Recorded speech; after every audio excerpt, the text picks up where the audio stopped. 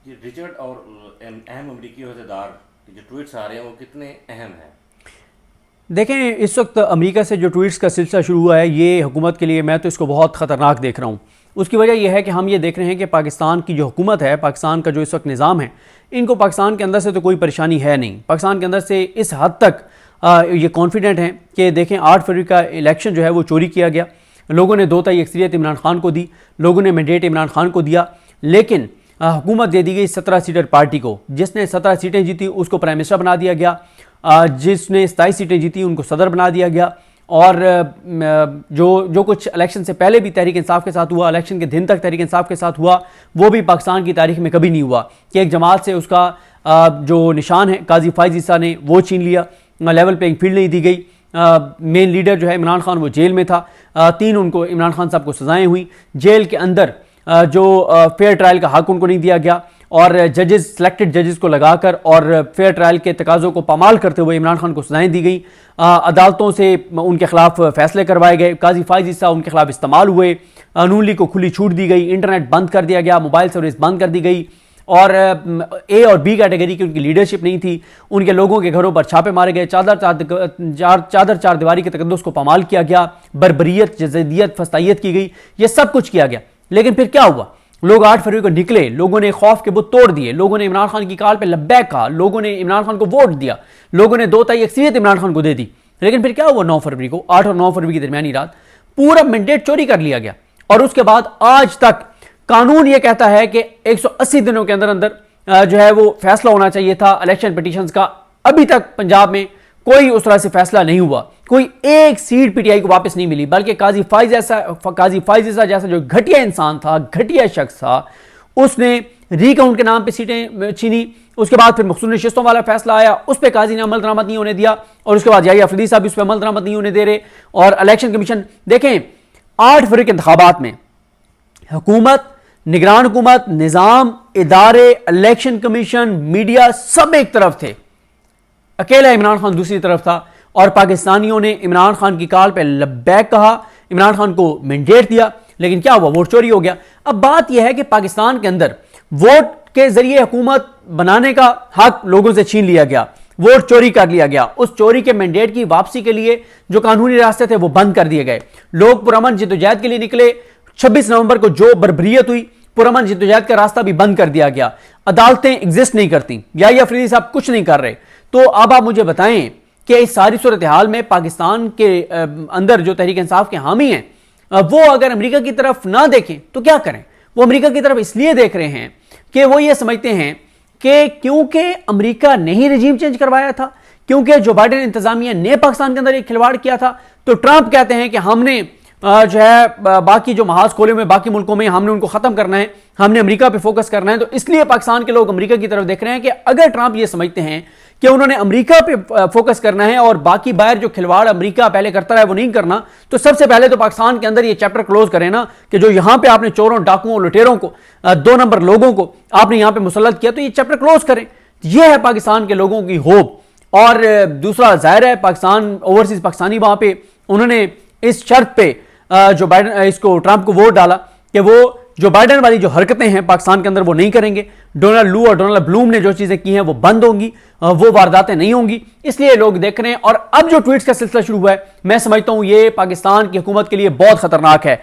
आप देख लें, डोनाल्ड लू और डोनाल्ड ब्लूम के जाने की खबरों ने कितना परेशान कर रखा है इस हुकूमत को, ट्रंप की आमद ने कितना परेशान कर रखा है, कितने ये अरबों रुपए लगा रहे हैं कि किसी तरह से ट्रंप की कॉल करवा दी जाए या ट्रंप इनकी कॉल ले ले। ये जो है वो कोशिशें की जा रही हैं, लेकिन अभी तक इनकी कोशिशें जो हैं वो नाकाम हैं। और अब रिचर्ड के ट्वीट का आना और एक ये जियो के जरिए उसके खिलाफ प्रोपेगेंडा होना और उसका रिएक्ट करना, मैं ये समझता हूं ये हुकूमत के लिए बहुत परेशान कुन खबरें हैं, ये हुकूमत के लिए ठीक खबरें नहीं है। और मैं ये समझता हूं कि कांपें टांग नहीं होंगी, घेरा इनके नजदीक तंग हो रहा है, पाकिस्तान के अंदर से भी, पाकिस्तान के बाहर से भी, और इन्होंने हर चीज तबाह कर दी है।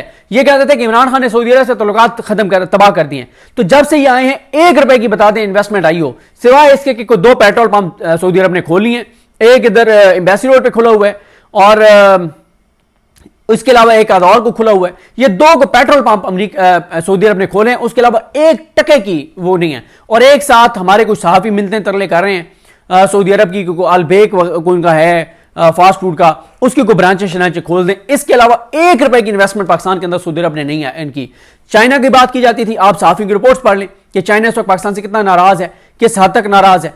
और सी पैक रुक गया है, सी पैक 2 को तो छोड़ें, फेज 2 को तो छोड़ें, फेज 1 बंद हो गया है। अब और कहीं से ना यूएई से इन्वेस्टमेंट आई, ना कतर से आई, ना कोई और कारोबारी बंदा है, आ भी नहीं सकता ना बिजनेस, जो पाकिस्तान के अंदर पॉलिटिकल अनसर्टेनिटी है। भाई बात तो यह है कि डॉक्टर हुमायूं मोहम्मद ने ठीक कहा है कि जो शरीफ खानदान अपने बेटों हसन नवाज और हुसैन नवाज को कायल नहीं कर सका कि पाकिस्तान में इन्वेस्ट करो, तो वो दुनिया के कारोबारी अफराद को, मुल्कों को कैसे कायल कर सकते हैं कि पाकिस्तान में आके इन्वेस्टमेंट करो, जब जिनका खानदान मुसल्लत है मुल्क के ऊपर, हसन नवाज, हुसैन नवाज, वो पाकिस्तान के अंदर इन्वेस्टमेंट करने को तैयार नहीं है। वो अपने बिजनेसेस बाहर उन्होंने खोले हुए हैं और अभी भी यहां से ये मोहसिन नकवी की फैमिली ने वहां पे दुबई में असासे जदादें बनाई, तो लगता नहीं है कि कोई इन्वेस्टमेंट जो है वो आएगी। और अब अमरीकियों के जो ट्वीट्स हैं, मेरा ख्याल है कि कहां पे टांग रही हैं, और मेरा ख्याल है कि इनके घबराने का वक्त जो है वो आ चुका है। शहबाज शरीफ की हुकूमत के खात्मे की बातें हो रही हैं, इसमें कितनी हकीकत है? देखिए बात यह है कि जो कुछ 26 नवंबर को हुआ है ना, एक बात तो तय है कि 26 नवंबर को जो कुछ हुआ है, इसके बाद यह हो नहीं सकता कि यह सिस्टम इसी तरह से चलता रहे। पीटीआई ने इस वक्त कानूनी महाज पे जो जंग छेड़ दी है, उस जंग का कोई ना कोई अंजाम तो सामने आएगा, शॉर्ट टर्म भी, लॉन्ग टर्म भी। शॉर्ट टर्म उसका यह आएगा कि इंटरनेशनल मीडिया उसको कवर करेगा, जैसे प्राइवेट कंप्लेंट उन्होंने दायर किया है, इस्तगासा उन्होंने दायर किया है, उन्होंने सीसीटीवी फुटेजेस मांगी हैं, वो उन्होंने इंटरनेशनल मीडिया के साथ प्रेस कॉन्फ्रेंस की है, उन्होंने पॉलिटिकल एंगेजमेंट की है। और मैं आपको बताऊं, एक है कानूनी जंग जो पीटीआई ने छेड़ दी है, इसका मुझे रिजल्ट आता हुआ नजर आ रहा है। शॉर्ट टर्म में कुछ चीजें और ज्यादा चीजें लॉन्ग टर्म में। दूसरा जो होगा, वो जो पीटीआई ने एंगेजमेंट शुरू कर दी है, तहरीक तहफ़्फ़ुज़ आईन पाकिस्तान को स्ट्रॉन्ग किया जा रहा है। तहरीक तहफ़्फ़ुज़ आईन पाकिस्तान बड़े सरप्राइजेस देने जा रहा है, महमूद खान अचकज़ई साहब और अल्लामा राजा नासिर अब्बास साहब। और फिर इमरान खान साहब ने एक बड़ा कार्ड खेल दिया है, जब इमरान खान ने यह कहा है कि मैं जेल में अल्लामा राजा नासिर अब्बास, महमूद खान अचकज़ई, अख्तर मेंगल और साथ मौलाना फजल रहमान, इनसे मुलाकात करना चाहता हूं। इस वक्त हुकूमत के लिए हर तरफ से महाज खुल गए हैं कि आप अदालती महाज पे जो पीटीआई कर रही है उसको रोकना है, आपने पॉलिटिकल अनसर्टेनिटी को रोकना है, लोगों की जो नफरत है उसको आपने कम करना है, लोग जो इनके अगेंस्ट जो कुछ कर रहे हैं उसको रोकना है, जो इंटरनेशनल प्रेशर आ रहा है उसको रोकना है, जो इंटरनेशनल मीडिया कवरेज करके उसको रोकना है, जो अमेरिका से ट्वीट्स आ रहे हैं उनको काउंटर करना है। और इनके पास है कुछ नहीं। अब आप देखें, यह बात नुसरत जावेद साहब ने अपने प्रोग्राम में बताई है और मोहम्मद मालिक साहब के प्रोग्राम में भी बताई है कि इसाक डार ने जब मुलाकात की जो पाकिस्तान में सफीर है मुख्तलिफ ममालिक के, उनको बताया कि 26 नवंबर को गोली नहीं चली। उन सफीरों ने, वो नुसरत जावेद साहब कहते हैं कि उनकी बात हुई उन सफीरों में से कुछ सफीरों के साथ, उन्होंने कहा ये झूठ बोल रहा था, हमें इस पर एतबार नहीं है। और दुनिया भर में जो पाकिस्तानी सफीर हैं उनसे जब आप बात करते हैं, वो भी आपको यही बताते हैं कि हम दुनिया भर में जहां जहां जाकर उनको बता रहे हैं कि गोली नहीं चली, वो हमारी बात पे एतबार करने को तैयार नहीं है, वो हमसे इतफाक नहीं करते। और मैं आपको बताऊं, आप इंतजार कीजिए 15-20 जनवरी का। वो मैं उसकी बात नहीं कर रहा कि ट्रंप आएगा और उसके रिलेटेड, वो तो चीजें हैं ही हैं।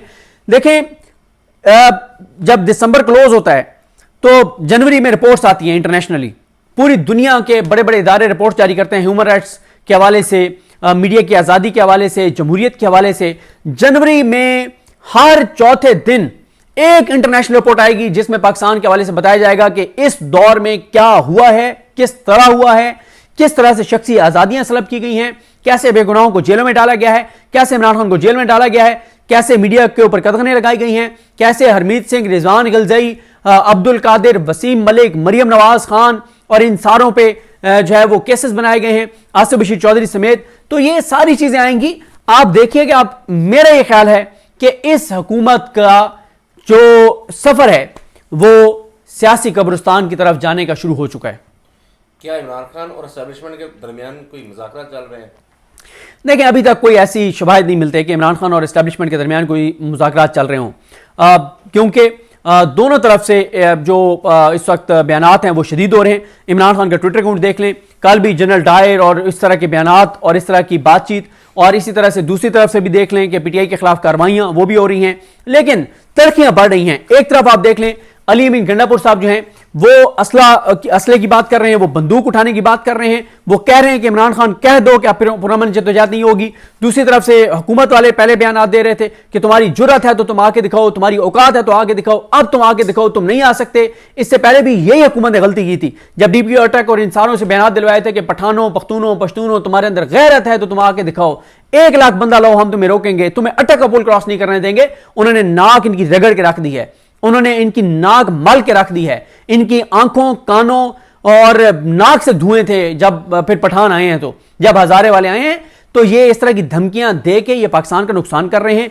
इस तरह की चीजें करके ये पाकिस्तान का नुकसान कर रहे हैं, ये वफाक और एक सूबे को आमने सामने ला रहे हैं। और शायद मियां नवाज शरीफ का एजेंडा ये है कि इतनी नफरतें पैदा कर दो कि केपीके कोई और नारा लगा दे, क्योंकि मियां नवाज शरीफ कह चुके हैं कि केपीके वाले बेवकूफ हैं, ये हमारी बातों में नहीं आते। और आपको पता है मियां साहब की बातों में जो नहीं आएगा, जो मियां साहब की जो जाहिल नहीं होगा, मियां साहब उसको बेवकूफ कहेंगे, क्योंकि केपीके वाले इनकी बातों में नहीं आते। तो मियां साहब उनको कह रहे हैं कि ये बड़े बेवकूफ हैं। अगर ये क्राइटेरिया है तो पंजाब वालों ने भी मियां साहब को ना वोट दिया है। मियां साहब यास्मीन राशिद साहबा से हारे हैं, शहबाज शरीफ हारे हैं, हमजा शहबाज आलिया हमजा से हारे हैं, मरियम नवाज मेहर शराफत से हारी हैं। तो फिर तो वैसे तो अगर मियां साहब का क्राइटेरिया रखें तो फिर तो पंजाब वाले भी बेवकूफ हैं जिन्होंने शरीफ खानदान को मुकम्मल तौर पे मुस्तरद किया है, नून लीग को मुकम्मल तौर पे मुस्तरद किया है। और पूरे पाकिस्तान से कितनी सीटें मिली हैं? सिर्फ 17। ये सारे मामला के बावजूद 26 नवंबर से आने का क्या होगा? देखें, जब खून गिरता है ना, वो कब्र तक पीछा तो करता है कातलों का। मैं कहता हूं कि एक लम्हे के लिए हम फर्ज करें कि पीटीआई भी खामोश हो जाए, अदालतें तो पहले ही एग्जिस्ट नहीं करती, कुछ भी हो जाए, अल्लाह का एक निज़ाम है, अल्लाह का एक कानून है, अल्लाह ताला का ये है कि एक इंसान का कत्ल पूरी इंसानियत का कत्ल है। इतनी मोहब्बत है अल्लाह ताला को अपने बंदों से, तो इंसाफ तो होगा। अब कब होगा ये कुछ नहीं कहा जा सकता, और आप देखेंगे इंसाफ होगा, और हम लोग नहीं देखेंगे तो शायद हमसे अगली नस्ल देखे। लेकिन जो आज हैं जिन्होंने ये सब कुछ किया है, इनको ना मिली सजा तो इनकी आने वाली नस्लों को मिलेगी। लेकिन इंसाफ तो होगा, फैसला तो होगा, और या नहीं होगा तो फिर ऊपर तो एक अदालत है ना, जो ना काजी फाइजी साहब की अदालत है, ना जस्टिस जाई अफरीदी की अदालत है, ना वहां पे अमीनुद्दीन खान जैसे कोई जज होगा, ना वहां जमाल खान मंदोखेल साहब होंगे, ना वहां नईम अख्तर अफगान होंगे, ना वहां पे मुसरत हिलाली साहब होंगी, ना वहां पे आमिर फारूक साहब होंगे, ना वहां पे आलिया नीलम साहब होंगी। वो अल्लाह की अदालत है और इंसाफ तो होगा। सुप्रीम कोर्ट के अंदर इस वक्त क्या चल रहा है? सुप्रीम कोर्ट के अंदर जाई अफरीदी साहब जो है वो लगा रहे हैं टाइम बार्ड केसेस, ज़ायदुल मियाद केसेस, टेक्निकल बुनियादों पे दरखास्तें निपटाते जा रहे हैं, फैसले नहीं कर रहे, यानी केसेस डिस्पोज ऑफ कर रहे हैं, निपटा रहे हैं, और बस नंबर एक लगवा रहे हैं कि इतने आज 40 फैसले कर लिए हैं, 50 कर लिए। वो फैसले नहीं हैं, वो बेसिकली वो दरखास्तें मुस्तरद कर रहे हैं जो टाइम बार्ड हैं। यानी अगर कोई अपील सुप्रीम कोर्ट में 30 दिन में आनी चाहिए थी तो 31 दिन में आई है, 32 में आई है, 33, 34, 35, 36 दिन में आई है, 40 दिन में आई है। तो इस बुनियाद पे उसको डिस्पोज ऑफ किया जा रहा है, निपटाया जा रहा है कि आप टाइम पे आप नहीं आए। इस टेक्निकल बुनियाद के ऊपर ये फैसले नहीं हो रहे, ये दरखास्तें मुस्तरद हो रही है टेक्निकल बुनियादों पे। बाकी आईनी बेंच तो आप लोग सुन ही चुके हैं, देख चुके हैं। आईनी बेंच से तो अभी तक कोई एक फैसला नहीं आया ऐसा जो काबिल तारीफ हो, और रिपोर्टेड जजमेंट एक भी नहीं आई। कोई एक ऐसा फैसला नहीं है जो 10 सफ़ों का लिखा गया हो, कोई ऐसी चीज नहीं हुई। क्या जस्टिस मंसूर अली शाह और जस्टिस मुनीब अख्तर मुस्ताफी हो सकते हैं? देखें, ये बातें बहुत ज़्यादा होती हैं और ये फीड भी हुकूमत करती है। हुकूमत चाहती है कि किसी तरह से मंसूर अली शाह साहब और मुनीब अख्तर साहब रिज़ाइन करें। अभी तक तो ऐसा नहीं है, और मंसूर अली शाह साहब तो कैटेगोरिकल कह चुके हैं कि वो रिज़ाइन नहीं करेंगे।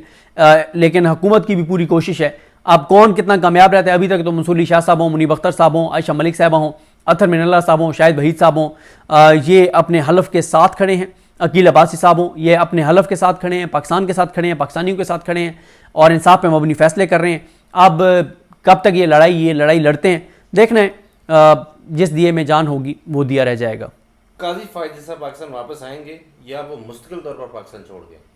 देखिए, उनका कोई अता पता नहीं है, वो इस वक्त कहीं छुपे हुए हैं, और कोई बता रहा है कि वो कोई उनके ससुराल कहीं रहता है स्पेन में, या पता नहीं अपनी कोई और असासे और जदादें और प्रॉपर्टीज उन्होंने बनाई हुई हैं, बाहर कहीं छुपे हुए हैं। लेकिन अगर वो दुनिया में कहीं भी निकलते ऐसी जगह जहाँ पाकिस्तानी रहते हैं तो उनकी कोई ना कोई वीडियो आ गई होती, उनसे लोगों के सवाल करते हुए कि वीडियो कोई आ गई होती, कोई ऑडियो आ गई होती, कोई तस्वीर आ गई होती, तो लगता यह है कि वो किसी बंद कमरे में पड़े हुए हैं, छुपे पड़े, या वो बाहर निकलते भी हैं तो वो बुरका शुरका पहन के निकलते हैं, क्योंकि तस्वीर उनकी कहीं नहीं आई और अभी तक नहीं पता कि वो मुस्तकिल तौर पर पाकिस्तान से दफ़ा हो गए या वो पाकिस्तान वापस आएंगे। लेकिन उनका कहीं पर भी रहना अब मुमकिन नहीं है, पाकिस्तान के अंदर भी पाकिस्तान से बाहर भी, क्योंकि लोग उनसे सवाल करेंगे कि तुमने पाकिस्तान को तबाह किया, तुमने तो पाकिस्तान को बर्बाद किया। लोग अब भी झोलियाँ उठा उठा के उस घटिया इंसान को बददुआएं देते हैं कि उसने पाकिस्तान को तबाह और बर्बाद किया, पाकिस्तान की बुनियादें खोखली कर दी। केपी हुकूमत की खात्मे की बातें हो रही हैं, क्या कहते हैं इस वाले से? मुझे बिल्कुल नहीं लगता कि केपी की हुकूमत को ख़त्म करना और गवर्नर राज लगाना इतना आसान है। पूरे पाकिस्तान में वाहिद एक सूबा है जहाँ पे फार्म 45 की हुकूमत है, जहाँ पे अवाम के मैंडेट की हुकूमत है, जहाँ स्ट्रॉन्ग हुकूमत है। केपीके के हालात आपके सामने हैं, जो वहाँ पे दहशतगर्दी की सूरत हाल है, जो वहाँ के लोगों की इस वक्त नफरत है इस निज़ाम के हवाले से। मैं बिल्कुल नहीं समझता कि केपीके हुकूमत को ख़त्म किया जा सकता है या अली अमीन गंडापुर साहब को हटाया जा सकता है। ये गिद्दड़ भभकी हैं, अपने जो है ना वो घटिया किस्म के, नीच किस्म के, गलीज किस्म के मकरूह किरदार, छोटे छोटे चमचे कड़छे जो रखे हुए हैं, उनके जरिए ये बातें की जाती हैं। इन घटिया किरदारों को कहना कि ये जो जिनकी आगे जबान बोलते हैं उन्हें कहना लगाए ना गवर्नर राज, अगर इतना तपड़ा लगाए गवर्नर राज, साइड पे करें केपी की हुकूमत को, लेकिन इतनी औकात नहीं है, ये नहीं हटा सकते केपी की हुकूमत को। ये केपी की हुकूमत को हटाएंगे तो ऐसे ही है, तो कहते हैं ना कि गीदड़ की मौत आती है तो वो शहर की तरफ आ जाता है। तो अगर इन गीदड़ों की मौत आई हुई है, सियासी मौत आई हुई है, तो ये केपी की हुकूमत को खत्म करके दिखाएं, इनको लग पता जाएगा। सिविल नाफरमानी तहरीक का मुस्तकबिल क्या देख रहे हैं? लेकिन सिविल नाफरमानी की तहरीक में एक ही चीज़ है, और वो है कि ओवरसीज पाकिस्तानी रेमिटेंसेस ना भेजें। ओवरसीज पाकिस्तानियों के दिल पाकिस्तान के साथ धड़कते हैं, और जिसका दिल पाकिस्तान के साथ धड़कता है वो इस वक्त इमरान खान का सपोर्टर है, वो इमरान खान का हामी है, तो वो इमरान खान के साथ है 99% ओवरसीज पाकिस्तानी। तो मेरा ख्याल है कि अगर इमरान खान आप फाइनली अनाउंस कर देते हैं, अभी कुछ दिन के लिए मौखर किया है, तो अच्छा खासा डेंट पड़ेगा, अच्छा खासा फ़र्क पड़ेगा रेमिटेंसेस में, और वो जो फ़र्क पड़ेगा उससे ये घुटनों पे आ जाएगी हुकूमत। जो है ना वो ओवरसीज पाकिस्तानी को गद्दार कहते हैं, दुश्मन कहते हैं और झूठ बोलते हैं, और ओवरसीज पाकिस्तानी के बारे में बकवास करते हैं ये लोग, वो ओवरसीज पाकिस्तानी जो पाकिस्तान में रेमिटेंसेस भेजते हैं, पैसा भेजते हैं और पाकिस्तान के साथ खड़े हैं, जो पाकिस्तान को का अरूज देखना चाहते हैं, तरक्की देखना चाहते हैं, और बड़े मकाम और मर्तबे पाकिस्तान को देखना चाहते हैं, और इसीलिए वो बाहर कोशा हैं कि किसी तरह से पाकिस्तान के अंदर जो लोग हैं, जो ये ज़बान समझते हैं, वो ज़बान उधर से कहलवाई जाए बाहर से, और ताकि ये पाकिस्तान को ऊपर थोड़ा सा को रहम करें। इमरान खान के इस वक्त मुतालबात आखिर हैं क्या? इमरान खान के 4 मुतालबात हैं, बड़े सिंपल से, और इसमें कोई गलत चीज़ नहीं है। पहले इमरान खान का यह है कि 9 मई के ऊपर आज़ादाना कमीशन बना दें या अफरीदी साहब पे मुश्तमिल कमीशन, या अफरीदी साहब पे तो आपका एतमाद है। दूसरा इमरान खान का है 26 नवंबर पे कमीशन बना दें। तीसरा यह है कि 8 फरवरी के ऊपर कमीशन बना दें। पहले एक इमरान खान कहते थे कि वो जो रजीम चेंज हुआ उसको बना दें, वो तो खैर पुराना हो गया है। मेन ये 3 चीज़ें हैं, आप 8 फरवरी के ऊपर कमीशन बना दें, आप 9 मई के ऊपर बना दें, आप 26 नवंबर के ऊपर बना दें। वो ये नहीं कह रहा कि मेरे हक में फैसला दे दो, वो ये भी नहीं कह रहा कि इस पे मुश्तमिल, वो कह रहे हैं सुप्रीम कोर्ट के सीनियर जजेस पे मुश्तमिल बना दें आप या अफरीदी साहब, मुनीब अख्तर साहब, मंसूर अली शाह साहब, अतर मिल्ला साहब, आयशा मलिक साहबा और शाहिद वहीद साहब पे मुश्तमिल कमीशन बना दें, अकील अब्बासी साहब, शहजाद अहमद खान साहब, इन पे मुश्तमिल कमीशन बना दें, और वो दूध का दूध पानी का पानी हो जाएगा, और उसकी लाइव प्रोसीडिंग करें, पूरा पाकिस्तान पूरी दुनिया देखे। इमरान खान के पास इस वक्त कौन कौन से कार्ड बचे हैं? सारे कार्ड इमरान खान के पास हैं, क्योंकि अवाम उसके साथ है, हर कार्ड उसके पास है, क्योंकि लोग उसकी कॉल पे निकलते हैं। सीधी गोलियां चली फिर भी लोग निकले, आज इमरान खान फिर ऐलान कर दे फिर लोग निकलेंगे। तो इमरान खान, सारे कार्ड इमरान खान के पास हैं। इमरान खान इनकी तबीयत साफ करेगा, अभी इनको अंदाजा नहीं है कि आगे इमरान खान इनके साथ क्या करने जा रहा है। हर आने वाले दिन के साथ इमरान खान इनको चोट करेगा, हर आने वाले दिन के साथ इनके सियासी सर के ऊपर वो चोटें मारेगा, और इनके दिमाग ठिकाने लाएगा, इनके गिर्द घेरा तंग करेगा। इमरान खान था, सियासी तौर पे है, और सियासी तौर पे होगा। ये जो खत्म शुद वाले हैं इनको लग पता जाएगा, ये थोड़ा सा इंतजार करें। इमरान खान कुछ बड़े ऐलानात जल्द करने वाले हैं, बड़े ऐलानात जल्द करने वाले हैं। क्या एक और लॉन्ग मार्च भी हो सकता है?